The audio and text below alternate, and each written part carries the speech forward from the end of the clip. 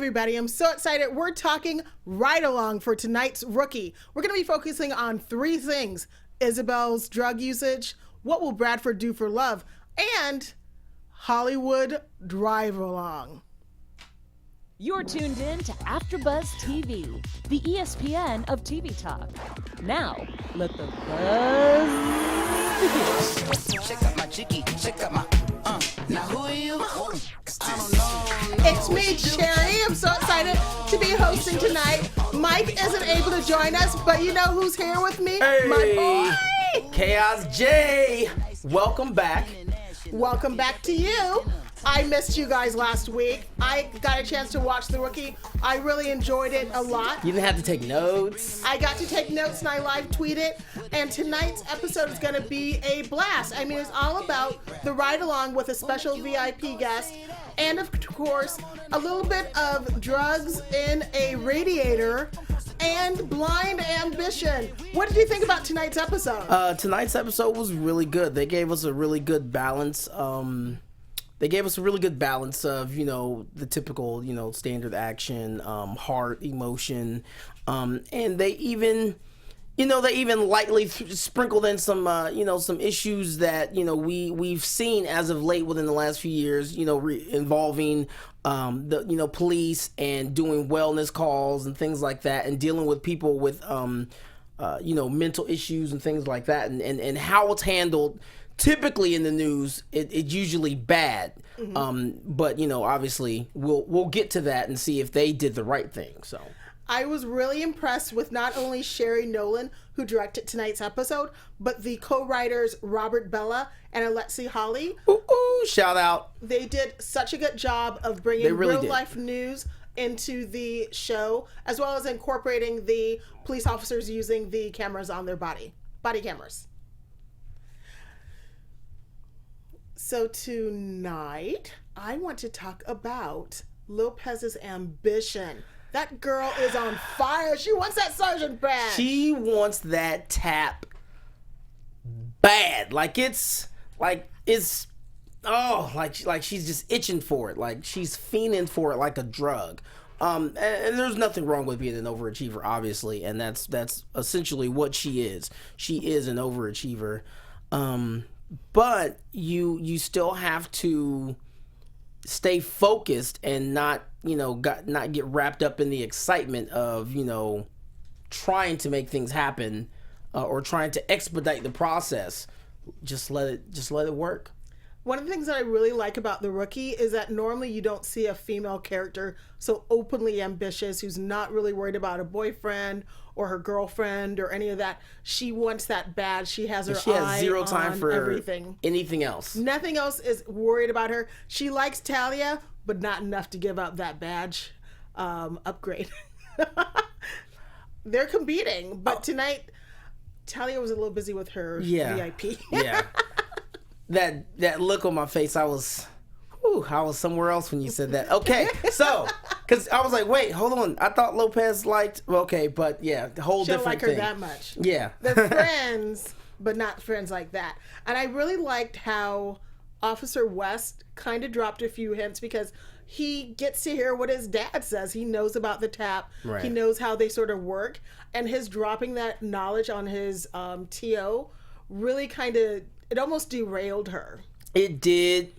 I'm not going to blame him, though, because he's still on the redemption tour. With Taylor Swift plug. So he's still on the redemption tour, and while I think he's definitely redeemed himself, I still feel like he probably still has a long way to go. He still has a little ways left to go in terms of proving himself and his worth, and that he could be a good partner, and he definitely wants to always have a good impression with Lopez. So by all means, drop that little tidbit and help her out. He was a great partner tonight because every time when she got in trouble, he's like, oh yeah, I was right there. I thought so too. And it was like, wow, you got her back. Super ride or die for Lopez. I love a ride or die partner. All day. Who doesn't like a ride or die? Who says, I want someone to not support me and have my back? He definitely held her down. He really did, and I enjoyed the little bit we saw of his character night. Right. But I really liked the focus on Lopez. It was really interesting seeing more about how she ticked and what she wants. And at the very end, when she realized that she derailed herself and that she was going to have to begin all over again, I felt pretty bad for her. I did too. Like I did, because just imagine all the work that she's put in to get to that point to where the tap is, like it's coming, it's near. You can see it, you can hear it, you can feel it.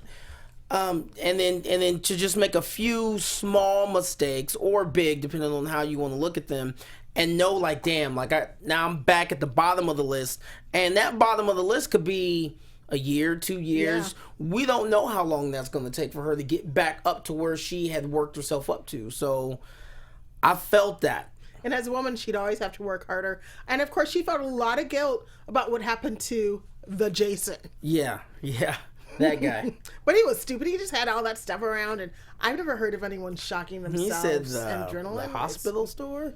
I don't know what he was on, but it must have been pretty strong. I have not heard of that myself, but I'm definitely not surprised. I wouldn't be surprised if that was actually a real thing, because people are always on the hunt for the next best high.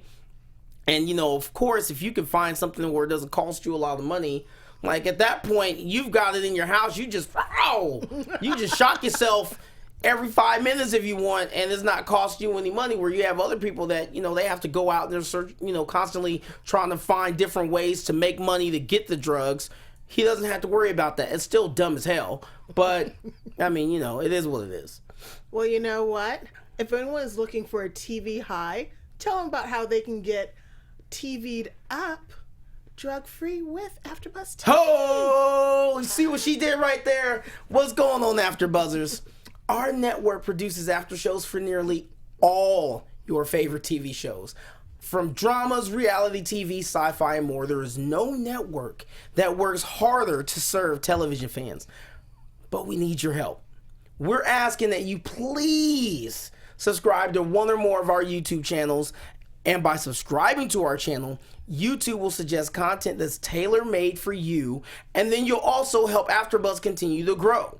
If you're worried about pesky notifications, don't be. We will not blow you up. They're purely optional. Now, so hit that subscribe button now for this channel, and check out our other AfterBuzz YouTube channels as well. Let us know you did so in the comments, and we will thank you on air. That's right. We will give you a shout out on air. It doesn't get any better than that. For now, sit tight, enjoy, and thanks for being the best fans and for helping us to be the ESPN of TV talk. And we love our fans. We heart you. We heart you. Kisses. We are writing.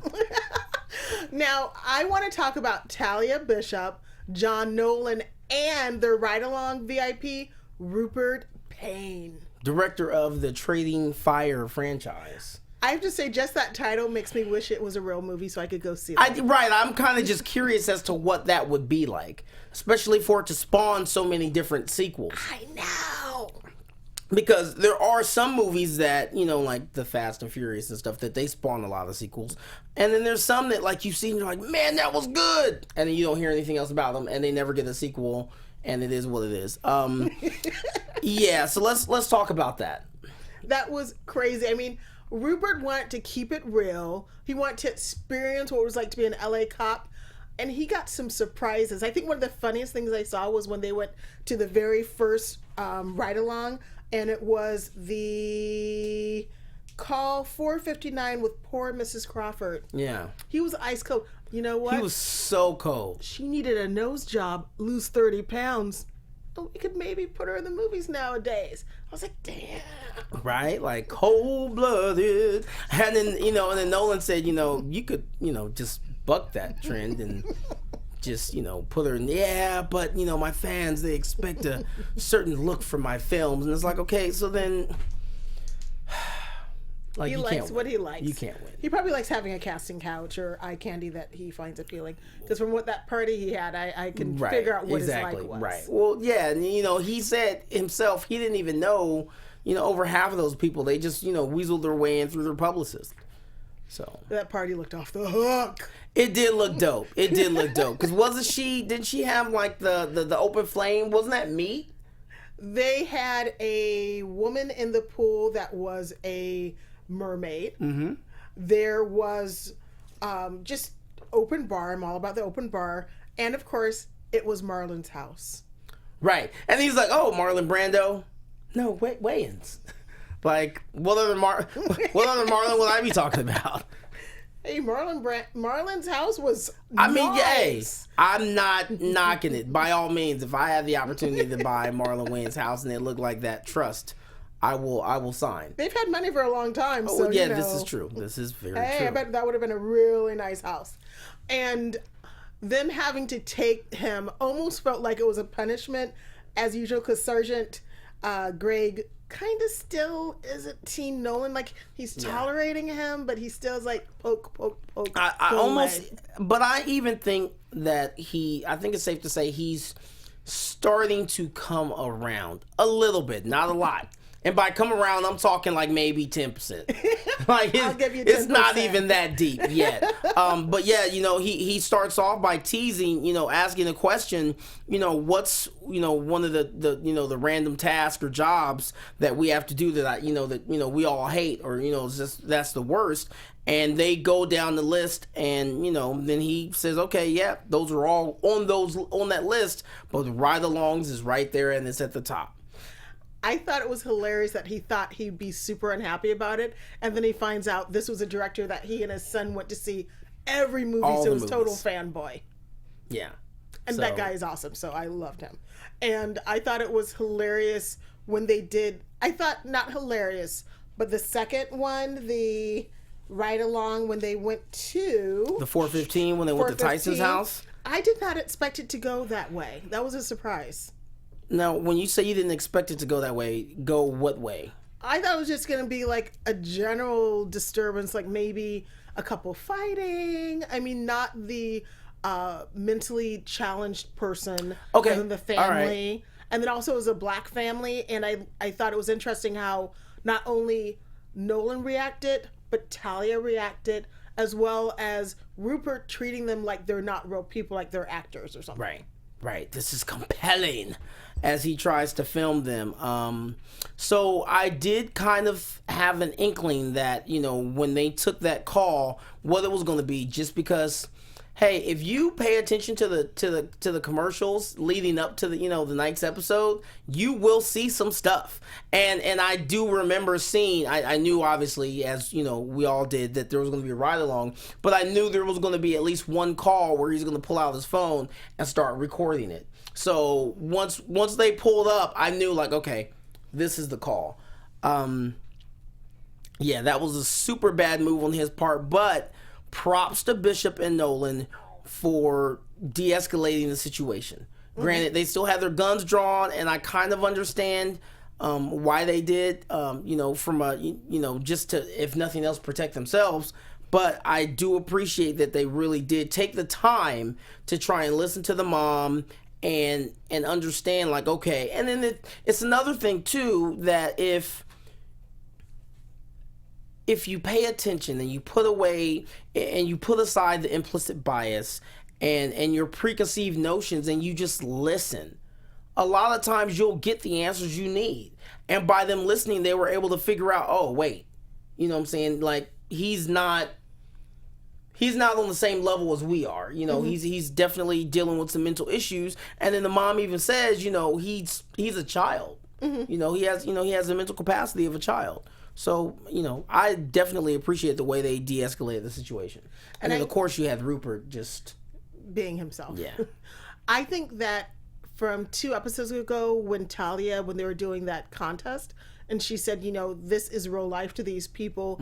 And then Nolan, his philosophy of community policing, I can't help but wonder how the other TOs would have reacted, and I think it would have been a much more tragic response, especially with Bradford being on such I knew you were going to bring him segment. up. Yeah. I think he would have shot everybody, not only the son. He just lit them all up. He just lit them all up.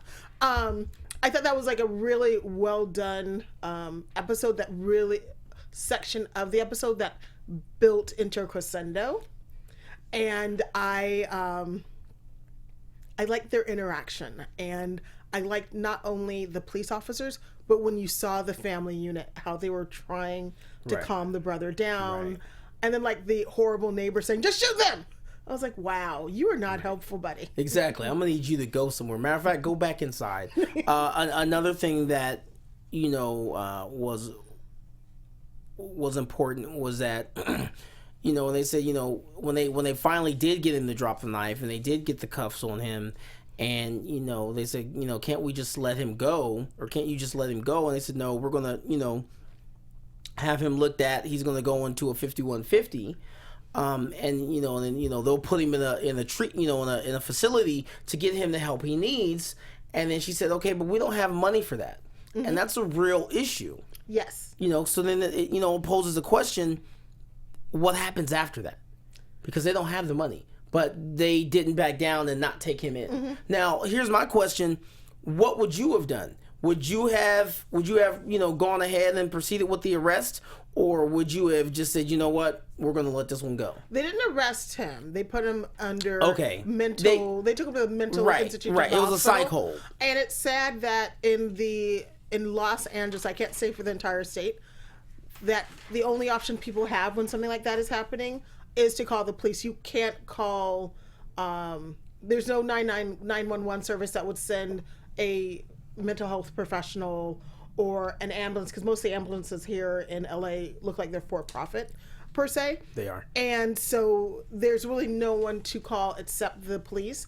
And when you watch the family's interaction, they were saying to the mother, why'd you call the police? You shouldn't have called the police. It sort of was a domino effect, but it was a domino effect where she really felt there was nothing else she could do. Right. He was outside. He was incredibly distraught, and he was having a breakdown. And it was really sad that it was all about the fire alarm going off because he burned pancakes. If he hadn't burned the pancakes, none of this would have happened. Fire alarm wouldn't have gone off, which wouldn't have triggered him and caused him to freak out. Mm-hmm. His mom's reaction because of the fire alarm going off. And, you're right. It was definitely a domino effect. Yes. And so that was really sad, but it was really well written. I was surprised at how well written it was and how much I liked it very much.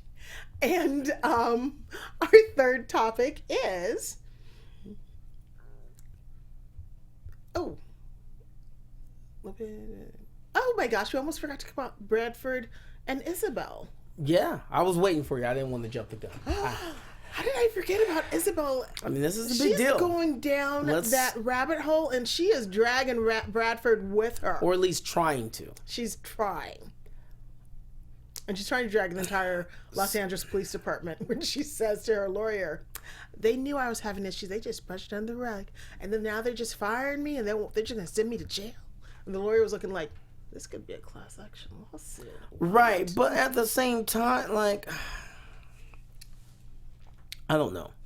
Because I say we because I'm assuming, but I know, at least me personally, that there had, I've seen other shows, and even read real life accounts of police, going undercover, officers going undercover, and you get in too deep. Yes. You have to do drugs. You have to, it's a test to see if you're a police officer. They make you do drugs, and some people are more predisposed towards addiction than others. Exactly. So on one hand, I can empathize that, she may have kind of got in too deep and there wasn't really anybody to pull her out. But at the same time, there's been multiple attempts from what we've seen with their interactions between her and Bradford, where he's tried to get her to come back. Yes. And not necessarily to come back on the force, but just to come back from rock bottom. Yes. And I don't think she's at rock. Now I think she's heading to rock bottom. She's about to be more than rock bottom. She's gonna do real time. But that'd be serious time. Probably that was be a lot of drugs. But anyways, that was definitely a tense situation. And then to see that whole granted, shout out to the sergeant for bringing him in and trying to give him the heads up, because it is a sensitive subject, that is kind of like an elephant in the room that a lot of people don't really bring up. Yes. However, I do appreciate they give him the heads up, but then, you see how real it is when, they're talking with the detectives and they're like, yeah, this is going to, like, there's nothing we can do. We cannot make this go away. And, you see him kind of getting worked up, and then the detective, he says, look, your officer needs to decide what side he's on. Is he going to be a cop, or is he going to be, an ex-cop's husband? That was real. That was real. Because I think she's been caught before, and he's pulled some strings and made it disappear, which probably did not help her hit rock bottom. And now it's not in their department. It's not within his control. And it looked like she kind of slipped into a real drug raid, as opposed to her little, like, teeting around the edges. Right. So shout out to Avalon Park, who was joining us in the chat. Whoop, whoop. Hey. And he said that he's into Bradford's into his wife too much, and he needs to cut her off. I co-sign and agree 250%. Wow. He needs to cut her off. It's a wrap. She's giving up all the goodies. Well, they ain't even good no more. But she's giving up her, all of her little, bodily possessions, to random dudes on the street for drugs. It's not random guys. She's not a prostitute. Okay, well, still, she's just she's selling. She's a low-level dealer. She's doing what she's doing. So, and I'm over it. And Bradford needs to be as well. Granted, I definitely don't knock him for wanting her to get help and wanting to try and get her help. But yeah, cut that off. It's a wrap. It's a wrap. But, it just kind of bothered me a little bit when, she's pleading, but I will get there. But it bothered me when you see her, he gets that moment with her, she's pleading with her, pleading with him to go and grab this kilo that's stashed in her heater in her house. Yes. And it's like, okay, you're already off the rails, and now you want him to risk his job and his career to save your ass when he's already tried to save your ass. Yes. Multiple times. Many times. It was, and like when you watch the interplay, it was that abusive relationship you'll see with someone who first tries to be sweet, then they're mean, then they're sweet again. It's all about manipulation. Drag you in again. Yep. And I could just see she did a good job in this. She's doing a good job. Oh, she's a great actress. If I don't like you in your role, you're doing your job. That means you're the shit. And we don't like you, Miss Isabel. We don't, because you're good. Care for you. You're good. You've made Bradford a nice guy. Thank you so much, Isabel. You're making us like him. Yeah. It's like hot and cold. Mostly cold. And the interaction between Bradford and Lucy, because normally he's in charge, he's leading. Right, he's running point. And she had to sort of put him back on the right path. Yeah, no, you're right. Because I really think didn't he take the drugs and he put them back again? Right. Well, I wasn't sure. We don't know. So then, so we jump to, she's telling him. She says, actually, no. You know what? I'm getting things mixed up. So you see that he has that interaction with his ex-wife, or his wife. I'm sorry, I want her to be his ex. And then jump to some hooded guy creeping in the house, and then we realize it's him. He finds the drugs and he pulls them out.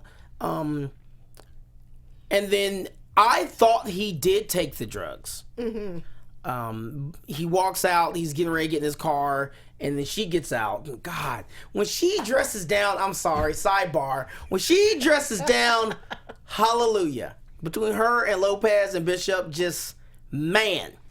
I mean, there's nothing wrong with a woman in uniform, but they clean up nice. They are very attractive. So either way, you see that she's followed him, and she's like, what are you doing here? And she's basically trying to stage like a, diet intervention. I'll say diet intervention because he's not on drugs.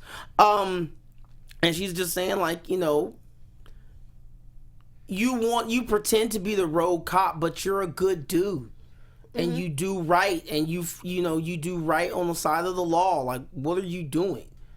We don't see that he puts it back, but The next day, proof is in the pudding. You know, those charges drop, and woo, it's a doozy. It is a doozy, and to put it quite honestly, she still, when you see her talking to the lawyer, she still doesn't look like she realizes I need to get off drugs. She's only trying to get out of jail. Right. But she's not saying, could we plead where I go to a drug rehab facility? No. She's still in the I'm blaming everyone but myself. Right. And that isn't, I mean, I haven't done drugs, but my assumption from watching other TV shows with people on drugs, you haven't hit the final moment where you finally have to make a decision to get off. Exactly. Because once you truly hit your rock bottom, not what we perceive to be your rock bottom, that's when that realization hits, like, I can't do this anymore. Yes. And then that's when you decide, like, okay, I've got to, if I can't do it on my own, which there are some people that, you know, are strong enough that they actually can do it on their own cold turkey, know them from experience, shout out. And then, you know, there are some people that they need help, and there's nothing wrong with, you know, getting help when you need help. So, you're right. She has definitely not gotten to that point. No. And she's super salty with Bradford. Yeah, she's for, ungrateful. you know, not, you know, like, you know, when I really needed you, you didn't come through. Oh, sorry. Deuces. Ungrateful heifer. Let's talk about the, you know, so when Rupert's trying to film, you know, the brothers, you know, they pretty much push him down. It gets a little rough. To jump back to the scene with Tyson, and fast forward at the end of it, they kind of get chastised a little bit. Bishop and Nolan, you know, obviously they shake it off when he's like, "You guys get in trouble?" Nah, you know, whatever. He wants to show his appreciation. Because he, you know, it did turn around, because at first he was complaining about it being boring. And then things did, you know, definitely pick up a little bit. And he wants to show his appreciation, and he invites him to that private party at said house. And, you know, obviously Nolan shows up. Bishop declines, which we already knew. And, you know, shout out to Nolan, because he's still on top of his game. And he catches a guy, you know, slips some drugs into a woman's drink, and then proceeds to go ahead and flip him over and put him in cuffs. Such a hero. Yeah, I mean, you know, that's just Nolan doing what he's doing, you know, taking his job seriously, 24/7, which is true. I mean, you know, as a cop, even when you're off, you're not really off.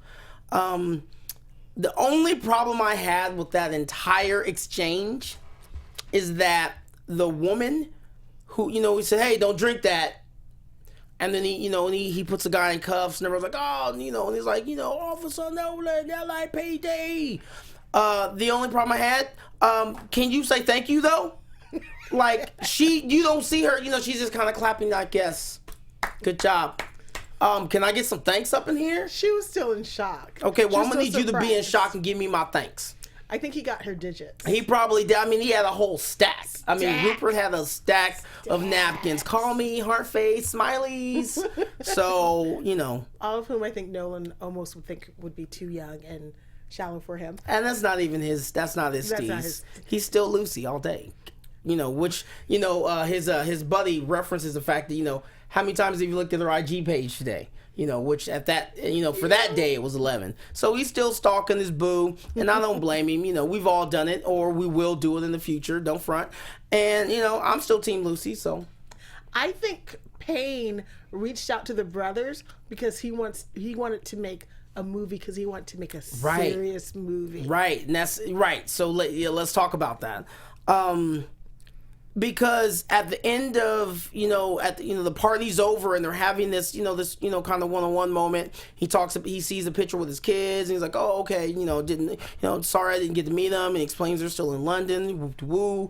And then, you know, he talks about how he doesn't feel like he's made anything of substance in a long time, you know, and, you know, then Nolan says, "No, you know, like, me and my son bonded over, you know, the Trading Fire franchise, and we would reenact scenes in the background and stuff like that." And I liked that moment. I also like the fact that you see a change in the director, and again, I think that's also due in part to Nolan. Yes.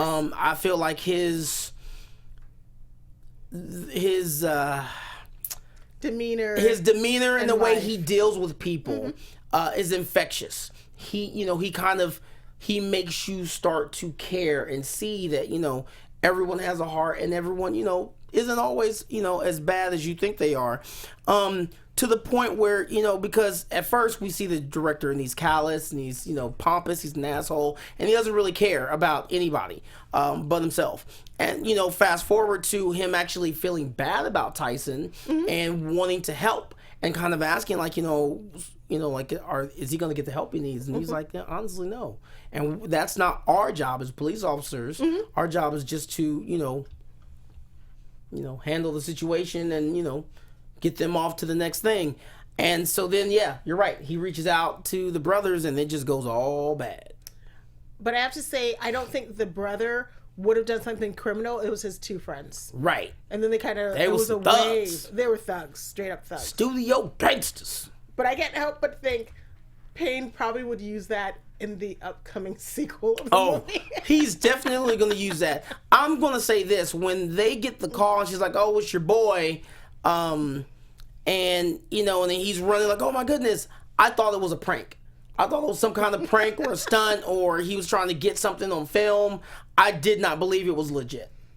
Complete with the blood on his face. I was not rolling until I started to hear other voices, and then they actually showed up on the scene. Yes, and they were after that money in the safe. That was really good though. That was I have to say this was one of my favorite episodes. Right. And I'll say this, even though, on one hand you're like, oh, that's far-fetched. Not really. No. Not really, because, somebody reaches out and they're like, oh, let me help you. And, they have money, depending on your situation, you might want to take advantage. Yes. Even though the actual brother didn't. He said, like, I don't want his money. I think, it kind of went left and Rupert wasn't expecting that. Let's wrap up with how that whole ending went, because I didn't see that one coming either, that little twist. And all because of burnt pancakes, a major change in this family's life is just full of negativity coming. Their brother's going to go to jail. One's in a mental institution till they run out of state funds. It's a sad situation. Not only is he going to go to jail, but then I don't know if he's going to get charges for the, essentially taking Rupert hostage. Holding him at gunpoint. Yeah. It was hilarious because this really happens in real life. And we've seen it in movies, of course, where, he gets the gun, away from, the brother, and then Bradford comes in, pow, pow, shoots him. And I'm glad he didn't die, though. Yeah, very happy. But we have some really cute news. AfterBuzz TV News. All right, so in the beginning, we see, Officer Cadence arresting Nolan, being a dirtbag. I'm not quite sure what he was guilty of. Well, Officer Cadence was actually from the Make-A-Wish Foundation. And that was them granting her her wish to be, a future police officer. Nolan had this, what he had to say was that, we still remember Cadence. We speak of her often. I feel confident speaking for all of us when I say as much as it may have meant to Cadence, it meant more to us on The Rookie that he told People magazine. And the pair showed off their bond. They definitely instantly bonded. In the clip shared by Make-A-Wish, shows them laughing and, her, arresting, Nathan. And, she had the complete cop uniform of Dark Aviators. Now, I knew that was, Make-A-Wish within the show, but I know that was actually real deal Make-A-Wish. And Cadence that was awesome. wants to be an actress. Hey. So I'm hoping she gets totally better and recovers She's completely. definitely going to be an actress. She was good. She's very convincing. A very cute kid. And so much fun. And what do you think will happen next week? All right, so Your predictions. AfterBuzz TV predictions. All right, so predictions. So we see in the clip that there's an officer involved shooting, which, it's Nolan. And basically, the guy points his gun. He doesn't have any other choice. He shoots him, and now he's got to go through, all the investigations. They're just trying to scare us and make us think like, oh my God, Nolan's going to follow the rules. He's going to tell the truth, and everything is going to be good. And we've got more seasons, so he ain't going nowhere. I know, but I think he'll feel a lot of guilt because he's a good guy, and I think he wants to be one of those police officers that never draw their gun and let alone kill someone. So that would be really sad. But this was a great episode, and I cannot wait for next week, which will be the winter finale. And then we'll be gone for a few weeks. Get a little break, a little breather. Everybody have a happy holidays. Yeah. And how can they find you while we're waiting for the next season of The Rookie? So, in the meantime, definitely make sure you catch up. Definitely make sure you catch up on all the previous episodes of our amazing after show. You can find me on Twitter, KAAOSJ. You can find me on Instagram, Kaaos_Jones31, because I'm giving you 31 flavors of waviness every day, 24/7, 365. Don't forget that you can also catch us on iTunes. Give us a 5 rating. And you can find me, Cherry_LA, on Twitter and Instagram. And of course, Thursdays with Supernatural and Sundays with Midnight Texas. Bye, everybody. Thank you so much for watching. We'll be seeing you real soon. Our founder, Keven Undergaro, Phil Svitek, and me, Maria Menounos, would like to thank you for tuning in to AfterBuzz TV. Remember, we're not just the first, we're the biggest in the world, and we're the only destination for all your favorite TV shows. Whatever you crave, we've got it. So go to AfterBuzzTV.com and check out our lineup. Buzz you later. The views expressed herein are those of the hosts only and do not necessarily reflect the views of AfterBuzz TV or its owners or principals.